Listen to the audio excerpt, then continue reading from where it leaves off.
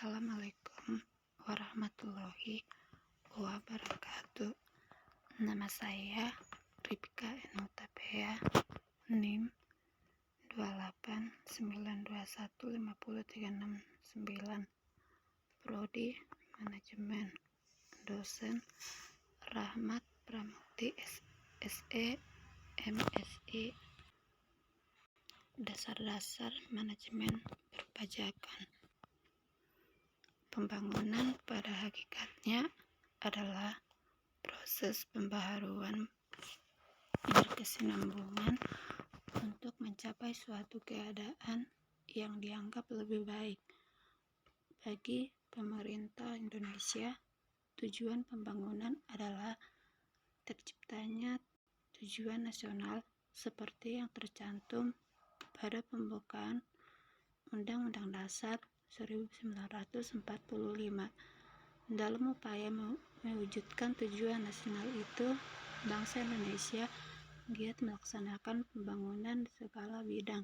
Pembangunan ini sendiri diartikan sebagai upaya untuk meningkatkan, mengembangkan, dan memanfaatkan sumber daya yang tersedia, baik yang berupa sumber daya alam maupun sumber daya manusia, yang hasilnya ditujukan untuk sebesar-besarnya kemakmuran dan kesejahteraan rakyat. Tax planning adalah suatu proses mengorganisasikan usaha wajib pajak sedemikian rupa agar hutang pajaknya, baik pajak penghasilan maupun pajak lainnya, berada dalam jumlah minimal selama hal tersebut tidak melanggar ketentuan undang-undang. Motivasi perencanaan pajak. 1. Tingkat kerumitan suatu peraturan. 2. Besarnya pajak yang dibayar. 3. Biaya untuk negosiasi. 4. Resiko deteksi. 5. Besarnya denda. 6. Moral masyarakat. Manfaat perencanaan pajak. Penghematan kas keluar, karena beban pajak yang merupakan unsur pajak dapat dikurangi. Mengatur aliran kas masuk dan keluar, karena dengan perencanaan pajak yang matang dapat diperkirakan kebutuhan kas untuk pajak dan menentukan saat pembayaran. Pemisahan dapat menyusun anggaran kas secara lebih akurat. Tujuan perencanaan pajak meminimalisasi beban pajak yang terhutang, memaksimalkan laba setelah pajak, meminimalkan terjadinya kejutan pajak jika terjadi pemeriksaan pajak oleh Fiskus, memenuhi kewajiban perpajakan secara benar, efisien, dan efektif sesuai dengan ketentuan perpajakan. Usaha perseorangan terbatas. Perseroan terbatas yang selanjutnya disebut perseroan adalah badan hukum yang merupakan persekutuan modal yang didirikan berdasarkan perjanjian melakukan kegiatan usaha dengan modal dasar yang seluruhnya terbagi dalam saham dan memenuhi persyaratan yang ditetapkan dalam undang-undang serta peraturan pelaksananya. Perseroan terbuka adalah perseroan publik atau perseroan yang melakukan penawaran umum saham sesuai dengan ketentuan undang-undang di bidang pasar modal. Perseroan terbatas adalah salah satu bentuk badan hukum entitas bisnis yang banyak digunakan di Indonesia, yang didirikan dengan payung hukum Undang-Undang Nomor 40 Tahun 2007 tentang perseroan terbatas. Untuk mendirikan sebuah perusahaan berbentuk PT berdasarkan akte notaris yang didaftarkan di kepanitiaan pengadilan negeri dan diumumkan dalam tambahan berita negara Republik Indonesia, diperlukan adanya pengesahan dari Kementerian Hukum dan Hak Asasi Manusia. Pasal 97 undang-undang tersebut secara eksplisit membedakan PT dengan badan hukum lainnya. Pada PT, tanggung jawab perusahaan dibebankan kepada direksi, bukan pemegang saham. Pengenaan pajak atas dividen.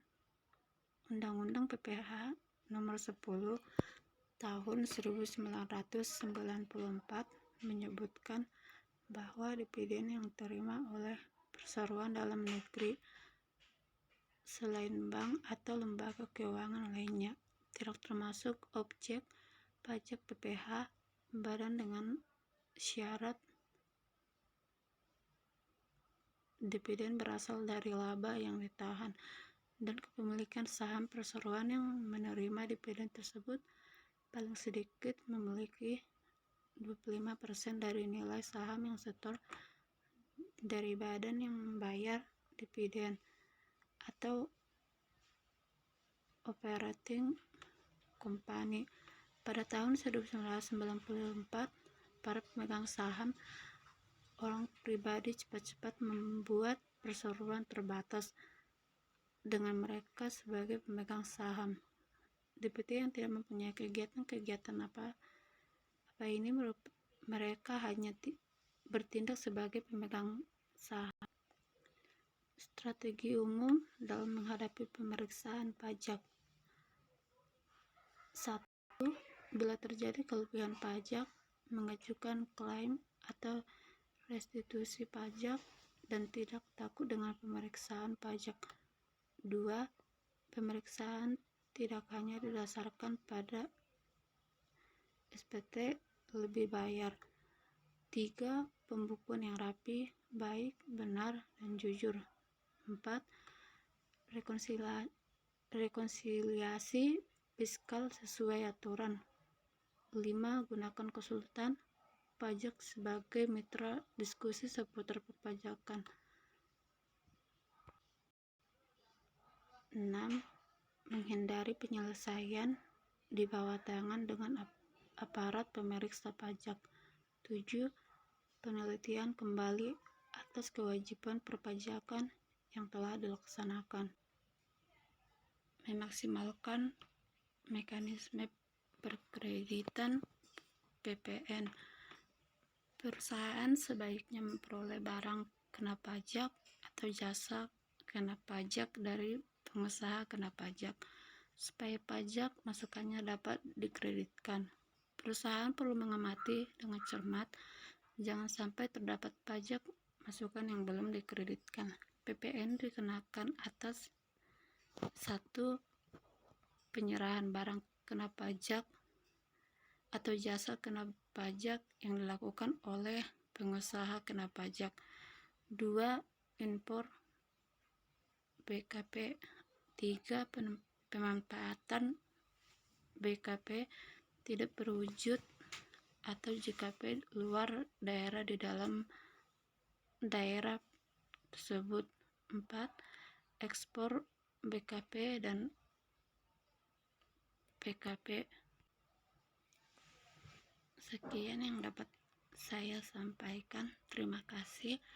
Wassalamualaikum warahmatullahi wabarakatuh.